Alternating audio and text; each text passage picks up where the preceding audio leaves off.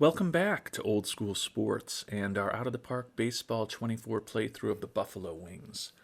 We've just concluded the 2028 regular season, and for the Wings, it was a fantastic regular season. Finished with a 101-61 record, won the National League East, best record in baseball. So, for the third year in the major leagues for this expansion franchise, going from 71 wins to 72 wins to 101 wins, can't ask for anything better than that. Well, I guess we could ask for something better than that if we win the World Series this year. I do tend to think, although we had the best regular season of any team in baseball, I would be shocked if this team wins the World Series. I just don't feel that we're at that point right now. And as some of you have mentioned in the comments, feel like we might be a team that's a little better in the regular season than the way we're built for the playoffs right now. We also do have the unfortunate circumstance. We've got a couple relievers, Harold Melenge and Bryce Miller, who are out for the year. Not optimal, but we can deal with that. We've got a pretty deep bullpen, and we've added some talent to our bullpen as we got closer to the trade deadline, so that's not a big issue. But we are missing our starting shortstop, Marcelo Meyer, who is a very good offensive player and a very good defensive player. And we also lost our starting catcher, Sean Murphy, for the year and subsequently traded him away since he does have an option year for next season that felt like another team might value a little more than we did at the time because it was for $15 million and he's going to be 34 next year, coming off of a serious concussion issue that will cost him the last 4 months or so of the season. So we'll see how we do in the playoffs. I just wanted to also address one other comment from our last episode, and it was a good point by Dralex, who, when we were going through near the end of the last episode and talking about how some of our players were developing, he made the point that team record in the minor leagues is important to player development, and he's right about that. Completely agree with him about that. And our upper level minor league teams did fine this year, but at the lower level, particularly in rookie ball, our teams were horrible. So we're going to have to go through next year and or this coming off season and ensure that we sign a few perhaps older players who have good personalities and don't necessarily have as high potential, but can hopefully help those teams win a few more games to help the development more explicitly of the real prospects that are on those teams. So that was a good point he brought up. I did notice how bad we were in rookie ball, and I did move a few players up to A ball that might not have been quite ready, just hoping to get them out of the bad environment that those teams were becoming this year, but is definitely something we'll need to pay more attention to this offseason in terms of not just building those teams with a bunch of 18 and 19-year-olds who struggle in terms of putting wins together on the field. So that was a good point there that I wanted to share for those of you, the many of you who are watching who probably don't peruse all of the comments.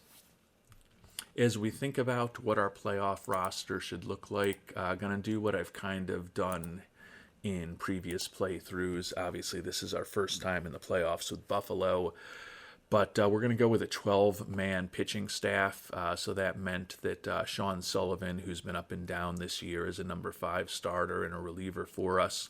And more importantly, Ji-Hoo Kim, who is a international free agent we signed last year. And he did a solid job for us at the major league level. Quite honestly, he's probably in the mix to be our number 5 starter next year. But we pulled those guys out of the starting rotation, or out of the pitching staff, and that allowed us to ensure that Johnny DeLuca, who we brought up not all that long ago, and Miguel Blaise are both on the team. The thing that we may pay for that we did, we're basically going with 2 catchers, and only one of them, Jonah Heim, is somebody that we want to actually play behind the plate. Heim, his bat at the age of 33 is definitely declining, and his defense ability isn't even as good as it was several months ago. So he certainly seems to be a player on the decline, but he is definitely a much better defensive catcher than our brilliant young designated hitter, Samuel Basallo, who hit 273 this year with a team best 34 homers and 109 ribbies. But with that 40 catcher ability, we'd prefer not to play Basallo at catcher. We do still have Joey Bart on the team, who's obviously better defensively than Basallo. Hit just a $184 this year, and I just don't see us ever using him as a pinch hitter. So my hope is, with all of the off days of the off season, or of the postseason, that we can just start Heim every game, and we won't be really pinch hitting for him and turning things over to Joey Bart, but we will, with both Blaze and DeLuca on the roster, hopefully have a little bit of extra bats that can help us in a pinch hitting appearance. It's just we won't really be making any moves likely with Heim. I guess it's theoretically possible that our bench coach, when he's making those decisions, could decide to pinch hit with Basallo or something, or pinch hit with somebody else and then move Basallo to catcher. But I don't think their decision making is that nuanced. So it's probably just going to be Heim all the time as our catcher. We'll see whether that backfires on us. Obviously, if Heim suffers a serious injury, we would just bring Bart up to the team. But figured I'd go with a little more optionality and a little better hitters off the bench than Joey Bart, who just hit a $184 this year. Because presumably with all the days off, Heim will be healthy and rested and strong enough to catch 9 innings for us every playoff game that we do play this offseason.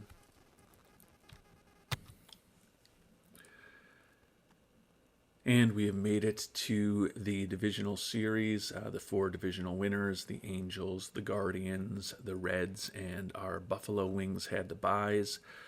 Seattle, the White Sox, Pittsburgh, and Colorado were the teams that won the wild card series.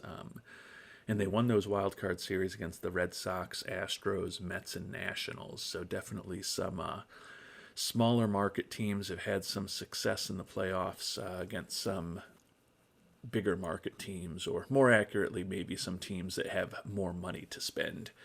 So we'll see if that trend continues here in the divisional series. We've got home field advantage, and the Buffalo Wings are going to be making their playoff debuts tomorrow at home against Colorado.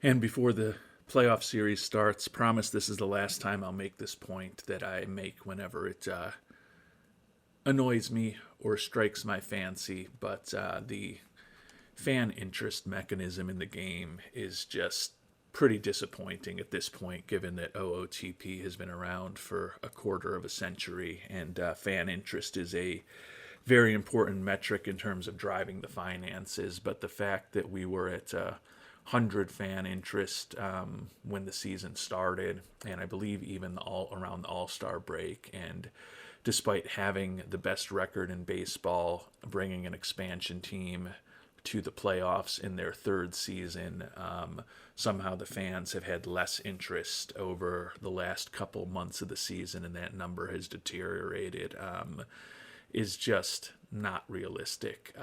You would think that in a situation like this, where a 3rd-year expansion team has the best record in baseball, home field advantage throughout the playoffs, and a lot of exciting homegrown talent supplemented by some excellent pitching that has been picked up on the free agent and trade market, that the fans would be going nuts, particularly fans in a city like Buffalo. Not that that's all going to be modeled out perfectly, but definitely is something that hopefully will be improved in subsequent editions of the game, because right now it's a pretty blunt tool in the way it acts, and it goes up as you sign players and then tends to trend down over time. I don't want to say completely independently of how the team does on the field, but I don't think there is enough focus given on how the team is actually performing when that metric is computed. And with that, I will move on.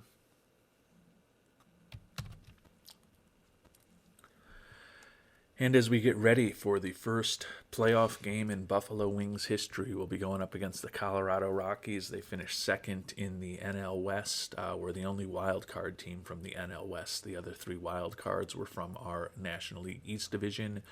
We were 2-1 against them this year. They were third in the league in runs scored, benefiting from that playing situation in Colorado, but last in runs against. Obviously, they dealt with some of the difficulties of pitching half of their games in Colorado in terms of those statistics. We were a much more balanced team, fourth in the league in runs scored, third in the league in runs against when all was said and done. We have our well-rested ace, Shohei Ohtani, on the board, 15-9 with a 3.11 ERA this year and 224 strikeouts, going up against Calvin Ziegler. The right-hander was 6-7 with a 5 ERA for Colorado. Walked 52 batters in 104 innings. His movement not great either with those fly ball tendencies. Kind of wish if we were going to face off against him, we'd be facing off against him in Colorado. But unfortunately, that won't be the circumstance here, because even if we make it to a Game 5, it'll be Ziegler again when we're back home in Buffalo. But certainly on paper would think that our Buffalo Wings are the favorites. And we take the first game 6-1. Ohtani gets the victory, Ziegler with the loss. Home runs from Honeycutt, Basallo, and Ota. So some of our more powerful bats, I think you could argue those are our three most powerful bats in our lineup. All got home runs for us. Deshaun Seifu, 2 for 4 with a run scored and a run batted in. Looking at Ohtani, scattered 8 hits over 6 2/3 innings, just the 1 run allowed, struck out 7. And then Carlos Vargas, who is a guy that we picked up before the trade deadline, mentioned that we had supplemented our bullpen. He did well for us when he came over as a reliever out of our bullpen, and obviously did a good job for us today, picking up the save over 2 1/3 innings. So Ohtani, the winning pitcher in the first playoff game in Buffalo Wings franchise history. We'll move on to Game 2. And Marcelo Meyer supposedly going to be back in about 2 weeks, 3 weeks ahead of schedule.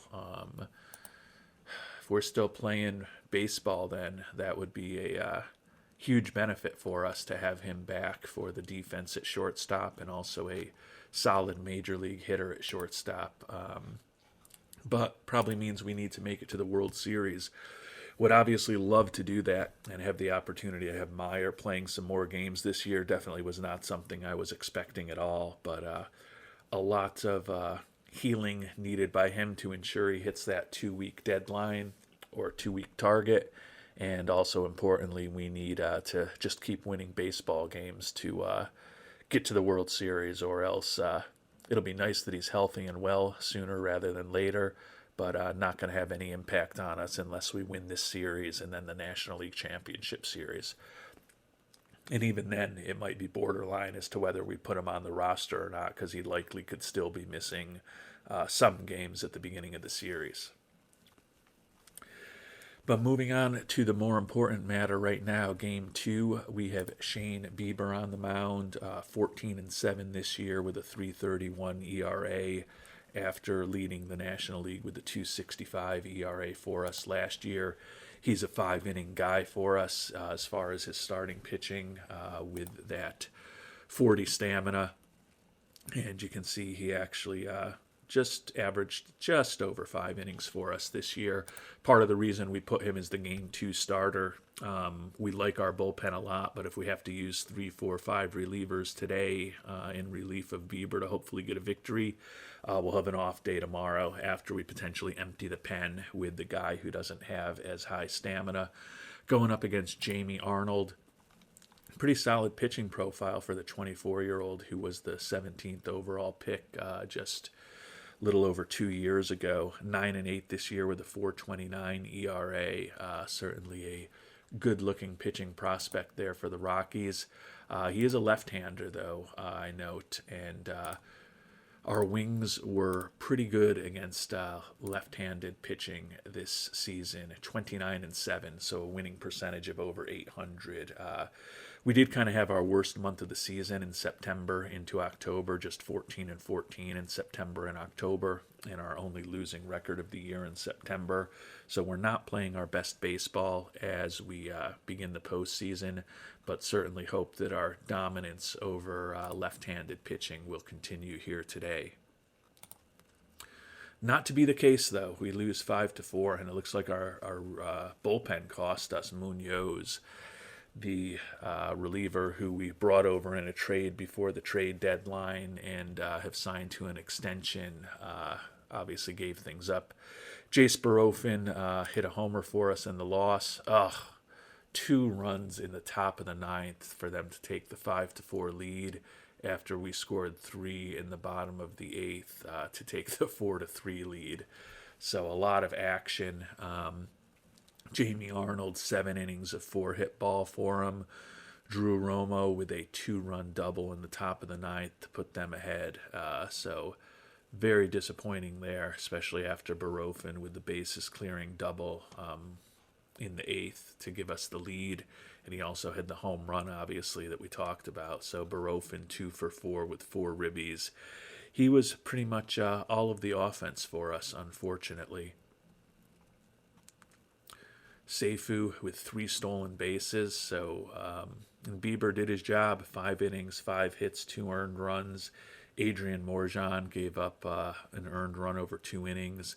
And then Munoz, 2 innings pitched, 4 hits, 1 walk, 2 earned runs. So disappointing outcome there for us in Game 2. And now we're going to be heading to Colorado. We will have a day off, but we certainly didn't empty the bullpen with only 2 guys pitching 2 innings each. Probably not the way I would have drawn that up. I probably would have went with 4 different pitchers, an inning at a pop, but I'm not playing out the game, so I've got to defer to the sometimes perhaps judgment of our bench coach that is different than mine might have been.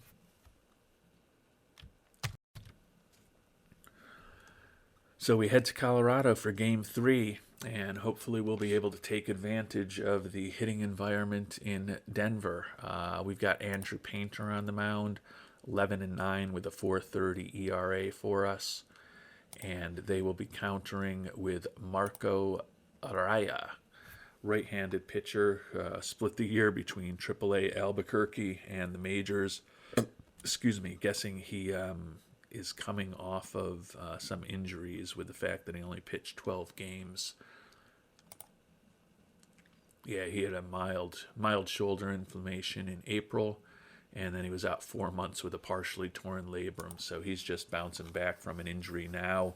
1-1 with a 3.21 ERA at the major league level, so he was reasonably effective with a 2.17 batting average against while he pitched in the majors this year. But certainly hope that we can get home field advantage back here today against Colorado.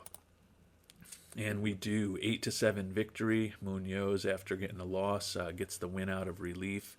And seems like our players did enjoy hitting in Colorado with Nolan Jones, homer, couple from Samuel Basallo, and Ota also with a home run as well. They hit a lot of homers off of our guys too.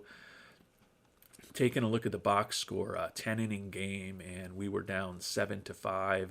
Scored 2 in the top of the 9th to tie it, and then 1 in the top of 10th to win it. So kind of a bit of a turnabout is fair play compared to how that Game 2 loss went for us.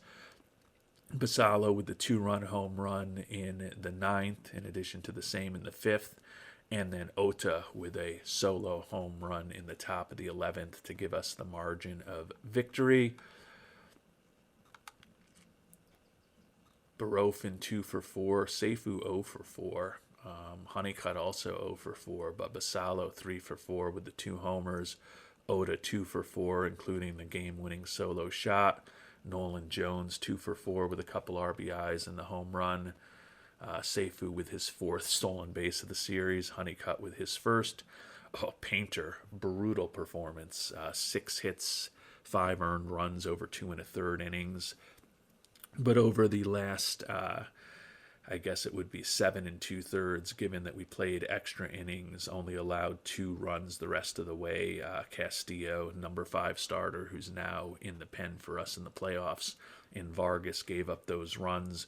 Morjan and Munoz with scoreless relief performances, and Basallo with a couple dingers, the player of the game. So we get the home field advantage back in game 3. Move on to game 4. You may notice we did just sign scouting director Lonnie Goldberg to a 1-year extension. Well, you can't see that it's a 1-year extension, but it is a 1-year extension. I have been perusing each year the potential scouting directors that are going to be out there, potentially looking for someone who's a little better. Not that Goldberg's bad. He's a highly favored tool scout who's excellent with the majors, good with the minors and international, and outstanding with amateurs.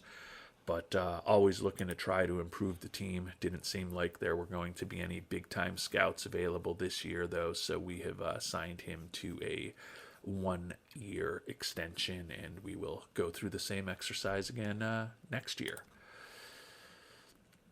Moving back to the playoffs and game 4 today, Hayden Yinger on the mound for us.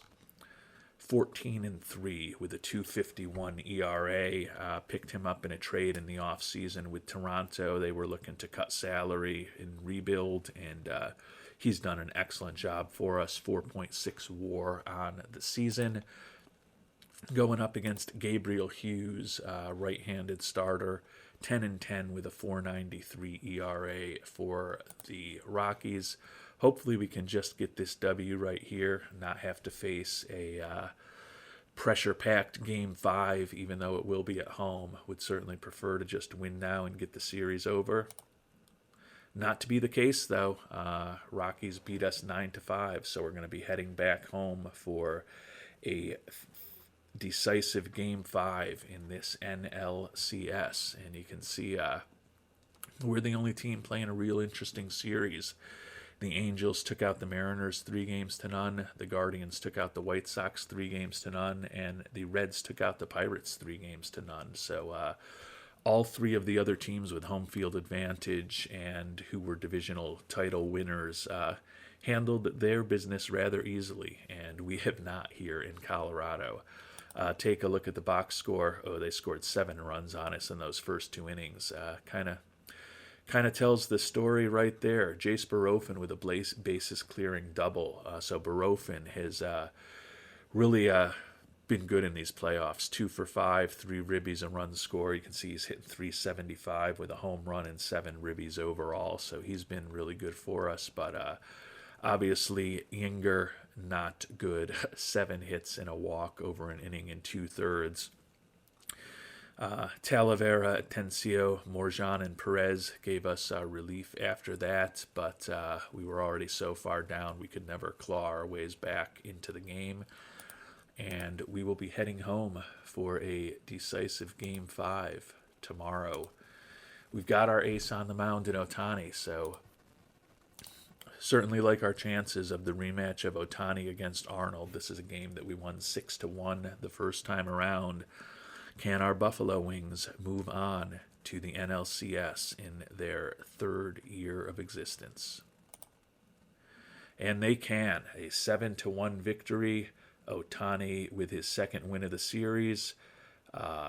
Arnold saddled with the loss. Miguel Blaise with a home run for us. We're not going to have our pitching set up perfectly, but we are on to the NLCS. 4 runs in the 5th and 3 in the 6th. The 5th we got a solo home run from Blaise. Velasquez, a run-scoring double. York with a 2-run single. And then Kevin Made with a bases-clearing double in the bottom of the 6th. Had a lot of bases-clearing doubles in this series. I think a couple by Barofin and now that one by Made. So we're going to be going up against the Reds, the other division winner. Barofin, as I touched upon, ends up winning the MVP, .350 batting average, 7 ribbies, and 5 runs scored. Did score a run today in the victory. Ohtani, 5 hits, 1 walk, 8 strikeouts over 8 innings, and then Atencio with a perfect ninth for us to clinch the victory. So we are on to a National League Championship Series. Again, the Angels, the Guardians, and the Reds, the other 3 divisional winners, all swept their series. We had a much more difficult path with Colorado.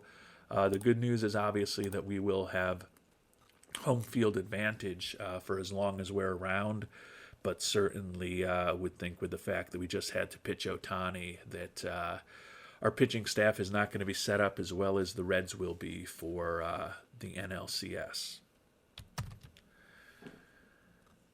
As I mentioned, all 4 of the divisional winners took advantage of the home field advantage to win and move on to the League Championship Series.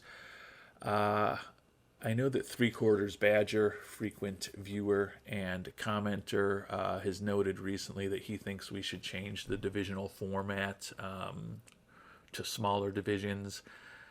That was what I was intending to do with this playthrough, was intending to go with 8 4-teams divisions, but given that we've still got the 6 teams making the playoffs in each league, I do like the fact that winning those 4 divisions matters.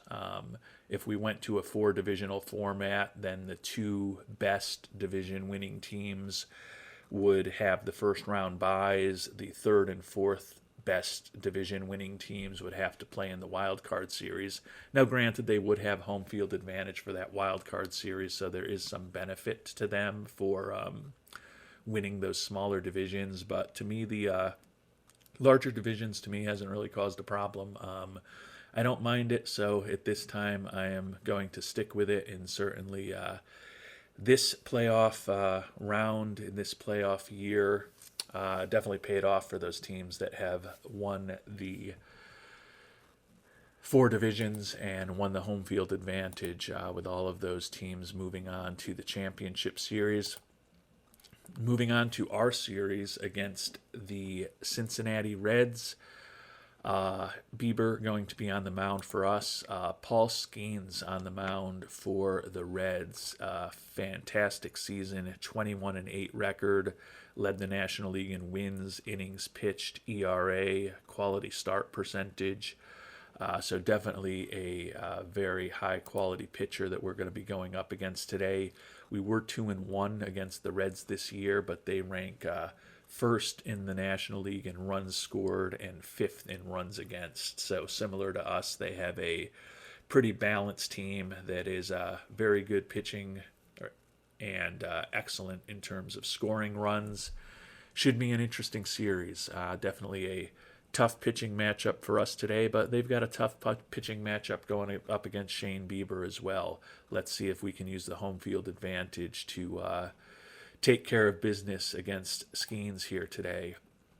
Not to be the case, though. Looks like the bullpens decided it. We got home runs from Barofin, Pena, and Basallo, but we did unfortunately lose the game. 8-6 loss. They scored 5 runs in the 3rd. We did come back and we had it tied 5-5 by the end of the 5th. But they scored runs in the 7th and 8th out of our bullpen. We got a run in the 9th as we tried to come back, but too little, too late.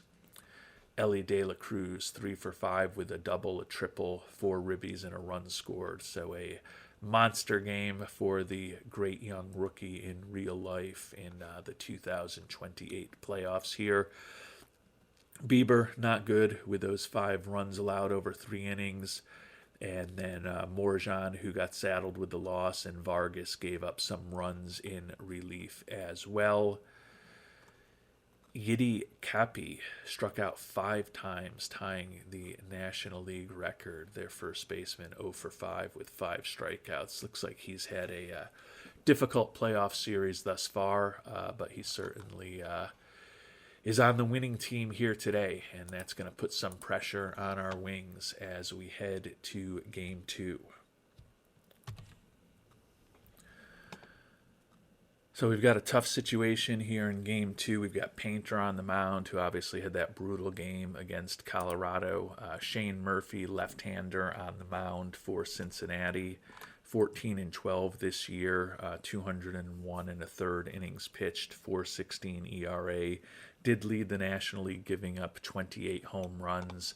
Would hope that given our success against left-handed pitching, we can at least get this series even here, game two in Buffalo. Not to be the case, though. A 5-4 loss. Munoz with another loss in relief for us.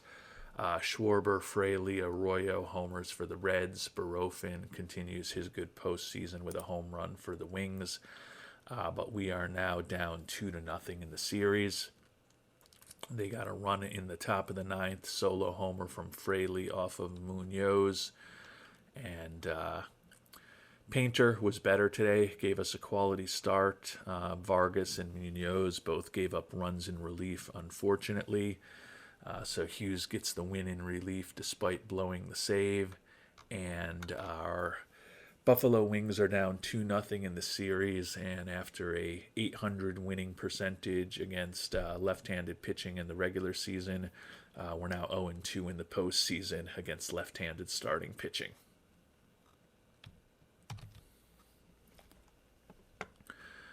So game three in Cincinnati, not technically a must-win, but with Ohtani back on the mound for us finally, with the great performance he's had this postseason, being our number one starter, definitely would not want to be going down 3-0, going up against Dustin May, 12-9 with a 4.23 ERA for Cincinnati this year. So certainly feel that the pitching matchup favors us, and definitely feel like we need to get this one today. So let's find out if we can get it done. And not to be the case. Looks like the bullpen let us down again. We got home runs from Honeycutt and Oda. Fraley with a homer for Cincinnati. But we are now down 3-0 here in the NLCS. They scored a run in the first, then 2 in the seventh, 2 in the eighth, after we had taken a 3-1 lead in the sixth. Ohtani did his job. 8 hits, 3 earned runs over 6 2/3 innings, struck out 8. Gave us a quality start. Not a brilliant start, but a quality start. Vargas, obviously disappointing to see him give up 3 hits and a walk, 2 earned runs over an inning and 2/3. Our backs are up against the wall now, without a doubt, down 3-0 to the Cincinnati Reds. Continue to do some scouting of some international amateur free agents that were just announced within the last few days. We'll obviously spend a lot more time on them in a subsequent episode or episodes. But right now, can we win a game in the NLCS? Hayden Yinger, who had that brutal start for us, going up against Ethan Small of Cincinnati. Another left-handed pitcher, was just 1-1 at the major league level with a 5.59 ERA. Given our dominance against left-handed pitching, would hope with Yinger on the mound especially that we at least win game 4 today to give a respectable effort and at least not get swept. Not to be the case, though. The Reds sweep us out of the playoffs, 5-3 victory. Got a home run from Nick York. They got homers from Fraley, De La Cruz, and Higgins. Fraley with all those home runs. Not surprisingly, the series MVP. Taking a look at the box score, they again scored early with a run in the first, but we came back to tie it, and then they scored 4 in the fourth. We did show a little bit of life in the top of the ninth with our season on the line. Scored a couple of runs there. But the Reds still have not lost a game in these playoffs. Or actually, they may have lost a game in their wild cards. Or they didn't play a wild card series. Yes, I stand by what I said. The Reds have not lost a game in the playoffs. They swept the NLDS 3-0, and they have swept us out of the World Series 4-0. Got a hit from Seifu today, but you can see he hit just $167 across the playoffs. Barofin, 3 homers and 10 ribbies, but obviously most of that offense was in the NLDS, where he hit 350. His batting average overall through the playoffs has dropped to 250 at this point. Yinger, not great, not horrible. Would have obviously preferred more than 4 innings, but we turned things over to our pen. And Morjan, not good as a left-hander coming in relief. Talavera did a really nice job for us. Atencio got the only batter that he faced out, but too little too late. And our Buffalo Wings season is over as we have been swept out of the playoffs here by the Cincinnati Reds. They swept Pittsburgh 3-0. They swept us out 4-0. And now they are just waiting to find out whether they will be facing the Angels or the Guardians. With 96 wins, the Reds will have home field advantage regardless of which American League divisional winner they end up playing against.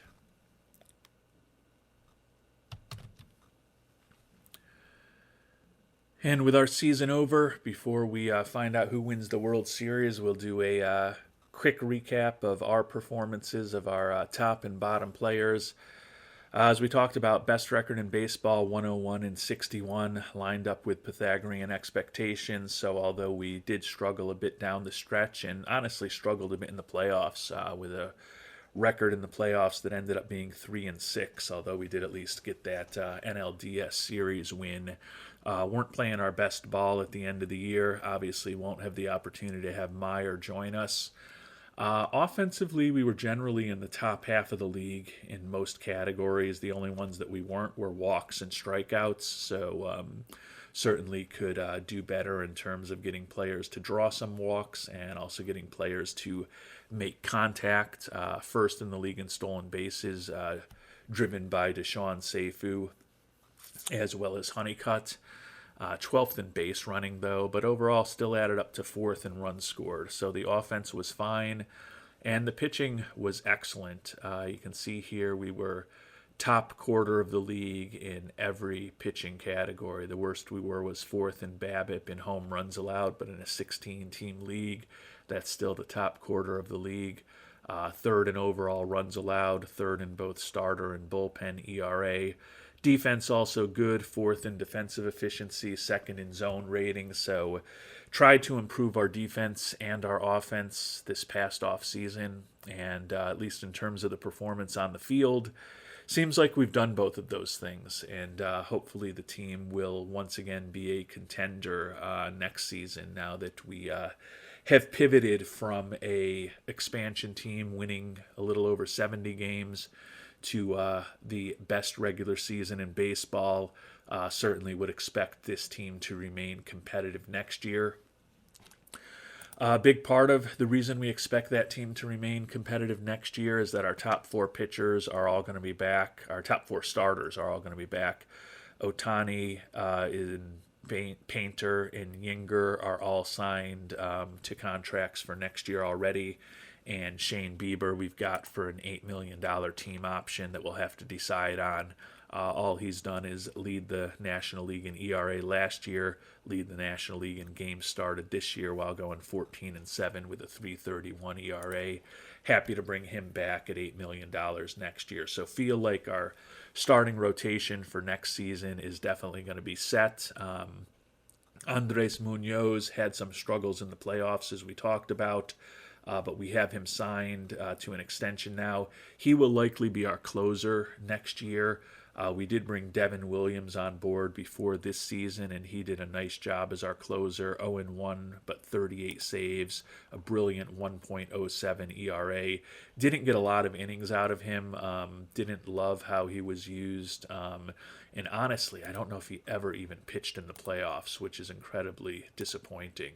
Yeah, it was pretty poor management by our bench coach who controls those things. I didn't think that I had seen him pitch at all, and there were situations like we talked about in that first game that we lost, the second game of the series against Colorado, when Bieber was pitching, where I figured Bieber would go 5 innings, and if I had been managing it myself, would have probably went with 4 pitchers for an inning each to close it out, finishing off with Devin Williams. Our bench coach didn't do that, didn't really use him all that effectively, in my opinion. So kind of weird that in 9 playoff games, your closer doesn't get used at all, especially because there were games that were very close in those late innings, some of which we won and some of which we lost. That's the problem with relying on the AI from time to time. Williams, last I looked, was looking for about $14 million. Yeah, still looking for $14 million here. Given that we just signed Munoz to be likely closer for us next year and years to come at $10 million a year for the next 4 years, followed by a $15 million option for the 5th season. Don't know that we can afford to have 2 relievers making over $10 million a year. So probably the end of our relationship with the older Williams. Carlos Vargas, 3-0 with a 3.13 ERA. Lefty Javi Atencio was in a stopper role for us a lot of the year. As we added in more talent, he moved to a middle relief role, but 7-4, 7 saves, 3.23 ERA. Emerson Talavera, 6-5, 8 saves, 2.48 ERA. Adrian Morjan did a good job as a lefty for us out of the pen, 3.50 ERA over 74 and 2/3 innings. Raylan Perez, not as good stats as some of the others, with a 4.48 ERA, less than a strikeout per inning. And Luis Castillo was our number 5 starter after we picked him up in that trade with Montreal. Went 5-3 with a 4.08 as our 5th starter. Moved into a bullpen role for the playoffs for us. He's looking for a lot of money. Older player, unlikely that he will be back. Looking for $14 million a year also. As I noted, I feel like we've got our top 4 pitchers basically figured out once we extend the offer to Bieber. And then we will, as I mentioned, Ji-Hoo Kim, who ended up missing out on being part of the playoff roster, right now is penciled in as our number 5 starter for us. Had a 3.96 ERA in 52 1/3 innings while making his major league debut this year. And think that he could be a representative number 5 for us next year. So probably need to do a little bit to help on the margins of the bullpen, but I kind of like the way our pitching is set up as we get closer to beginning the 2028-2029 offseason. Turning to our everyday players, we talked about Samuel Basallo. Would think he's going to be a strong contender for Rookie of the Year, guy that we picked up in the expansion draft almost 3 years ago. Brought him up through our minor league system, and he exploded on the scene this year with a great offensive season. Would prefer to not be playing him defensively at catcher or first base. He made it through the season playing only as a designated hitter and a pinch hitter. No action at all in the field this year. But with the way he hits, that's fine. Jonah Heim is the guy we traded for after that season-ending injury to Sean Murphy. As his batting ratings have come down, and honestly his defensive ratings have come down, his demands have also come down, only looking for $4.6 million for an extension. We are going to need a starting catcher next year, but hoping that we may find something more interesting than Heim on the market. Takao Oda, international free agent we signed this past year, struggled during the regular season, did hit 22 homers and 438 at-bats, but hit just 201. Seemed like he had a few big hits for us in the postseason.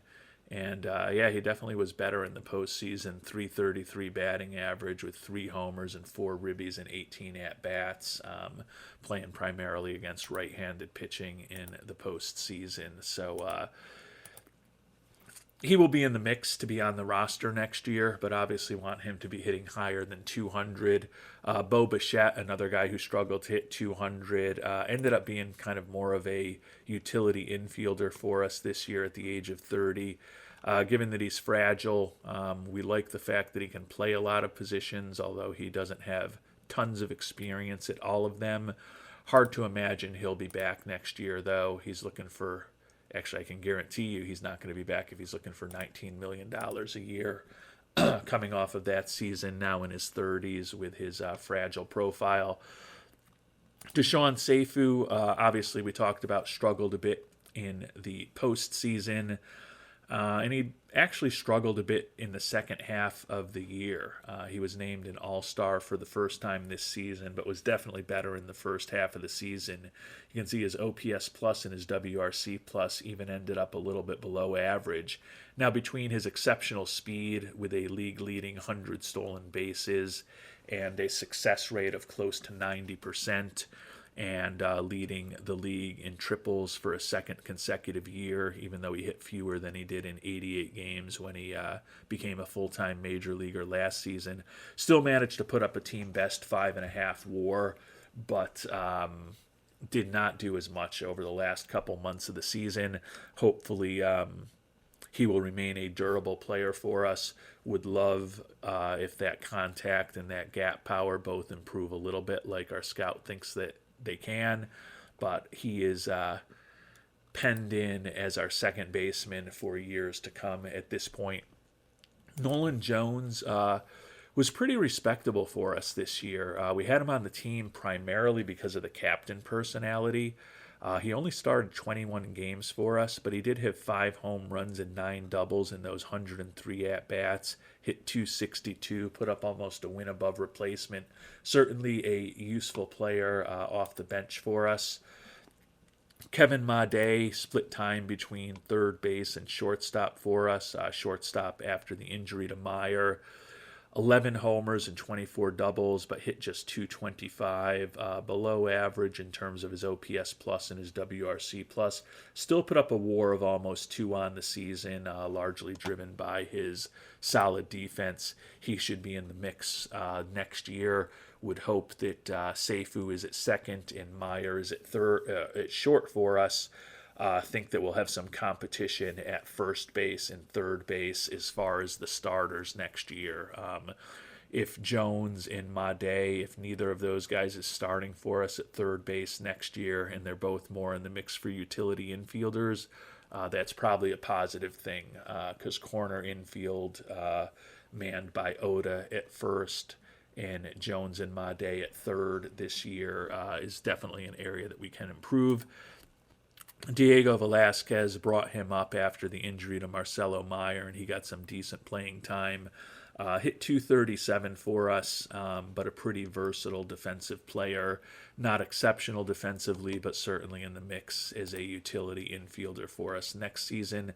Eric Pena, all-star this year, slowed down in the second half of the year, but still hit .274 with 25 homers, followed up a nice rookie year with a solid sophomore season, even though we started him in Albany this year when he got caught in a numbers game, took advantage of some injuries, and never let us take him out of the starting lineup once he got back to the majors. Nick York, all this guy does is hit. I know some of you have said in comments the last couple seasons, given his defensive limitations and a bat that looks slightly above average, to just move on from him. But at this point, he's hit .292, .287, and now .322 in his 3 years of major league action with Buffalo. 19 doubles and 14 homers and 301 at-bats this year.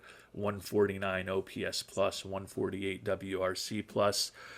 He's a really productive hitter against left-handed pitching, where his ratings are a bit better than against righties.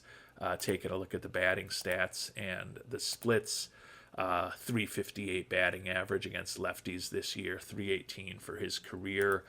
Not a perfect player by any stretch of the imagination, but a guy who at this point is a .305 career major league hitter and 683 at-bats. Think we're going to continue to likely find a spot on our major league roster for him. Miguel Blaze split the year between AAA and the majors after being a 2020 guy for us as a Rule 5 pick last season. This year hit .277, 8 doubles and 3 homers and 83 at-bats. pretty versatile defensively and pretty competent defensively. Definitely in the mix to be a backup outfielder for us again next year. Could say the same thing about Johnny DeLuca, although he only had one game played at the major league level this year, but did hit 280 in AAA for us. Could be in the mix for a backup outfielder spot, but with York and Blaze also probably need to be thinking about moving on from one of those guys this offseason at least. Vance Honeycutt, real nice sophomore season. His 5 WAR was second best on the team behind only Seifu. 287 average, 22 home runs, 97 ribbies, 125 OPS plus, 126 WRC plus, OPS above 800. Took over primarily as our center fielder this year. In a perfect world, would like somebody with more range out there, but he was the guy this year. And Chase Barofin, last but not least, had some injury issues this year, played just 118 games. Batting average dipped to 239, but he did have 20 doubles and 15 homers and 419 at-bats. Really not that far off the type of pace that he had been on, particularly with the homers in his first 2 seasons. As I've said before, in a perfect world, I think he is a 4th outfielder on a really good team.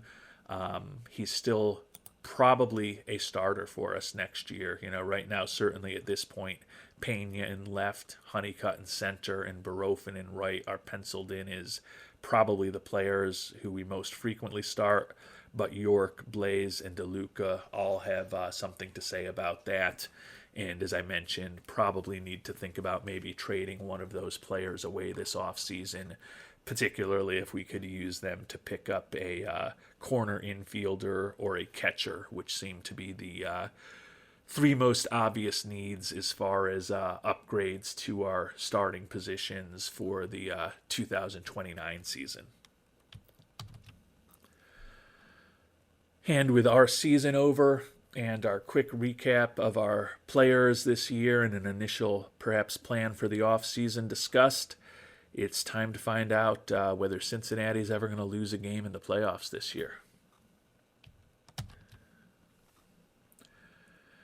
And the season is now over. We did get a fantastic score, so that's nice despite the disappointing. A perfect score. We are an OOTP god. Well, I don't know about that, but thank you very much. And the Reds, in terms of the interesting news,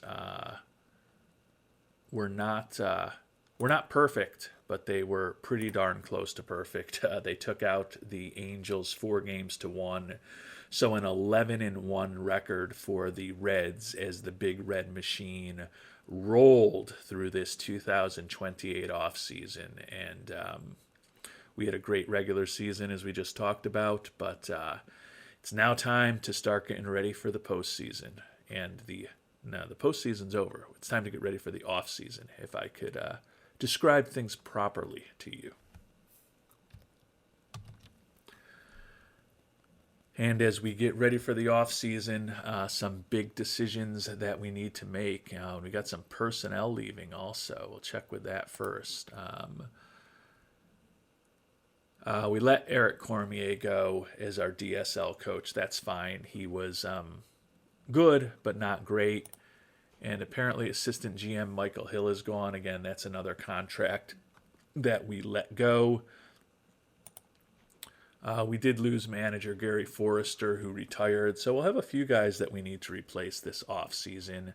Got a couple of decisions that we need to make. Shane Bieber, $8 million.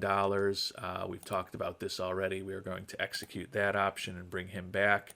Adrian Morjan, team option of $1.5 million for the lefty reliever. He was 8-4, 17 holds, 96 strikeouts over 74 2/3 innings pitched. A guy who is extremely tough on lefties. $1.5 million is not a lot to spend for that. So we are going to execute that option as well. So both Bieber and Morjan will be back with us. Now, importantly, what's our budget look like? And our budget got cut back. We were at 228 million last year, cut back to 222 million. So certainly disappointing after a 100-win season and getting this team to the NLCS that our budget is going to be cut back. Taking a look at the financial situation for us.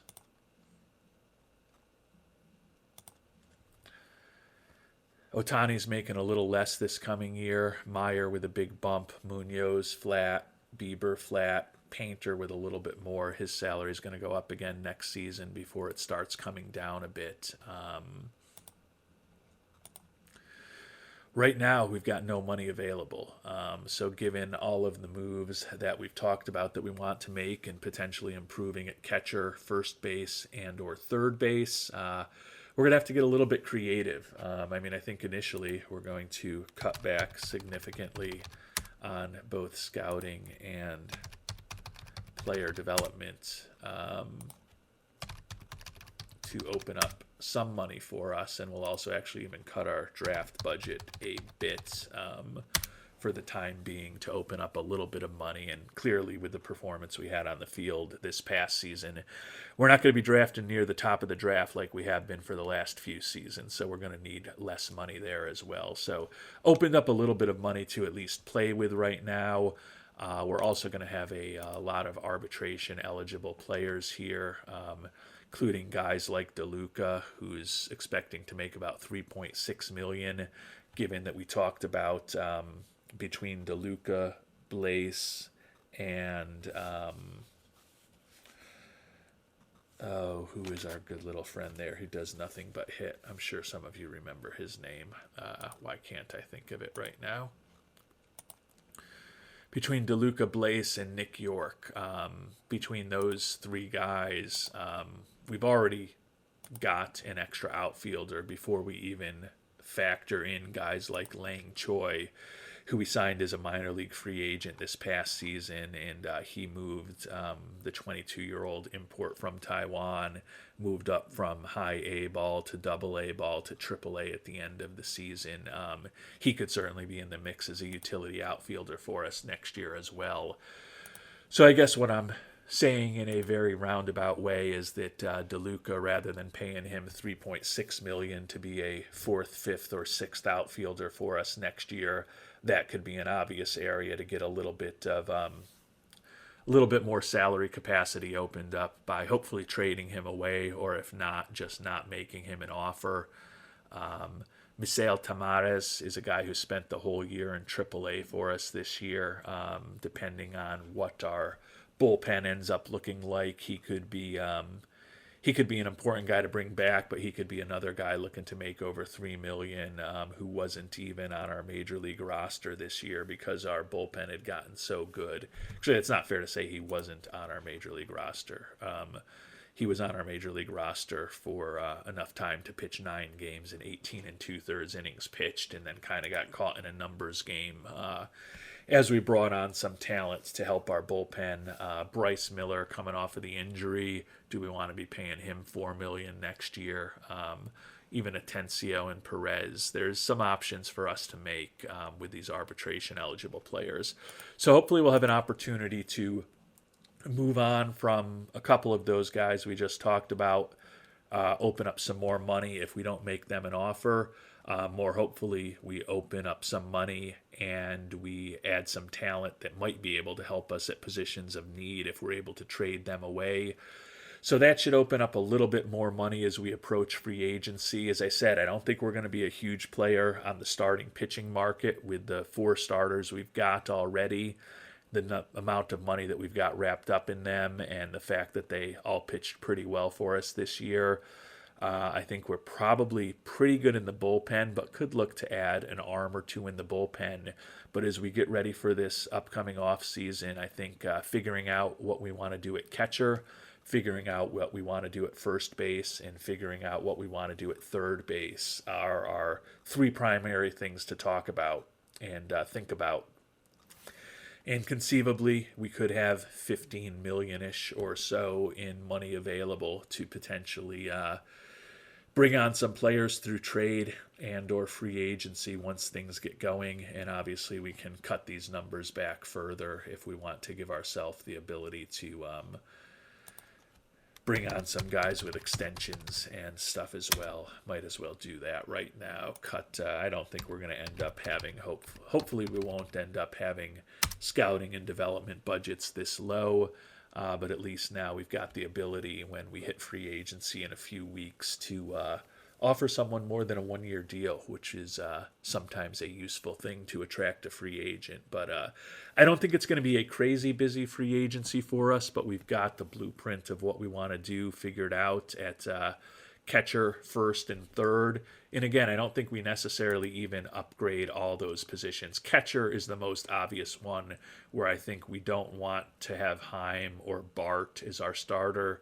And while Basallo will be on our team, we don't really want him catching much or at all. So catcher, we've got to make a change. Between Ota, Made, and Jones at first and third, I think if we're able to upgrade one of those positions in the outfield and then decide, we're going to run Ota back at first base in a platoon with Basallo, or we're going to do a platoon of Jones and Made, lefty and right-handed hitters at third base, and look to upgrade first base over Ota. We've got some options. We've got some levers to press in those decisions as we approach the offseason. And if you've got thoughts on what we should be doing in this offseason, I would love to hear them in the comments section as well. Until our next episode, when the offseason begins, thanks so much for watching, and hope you have a great day.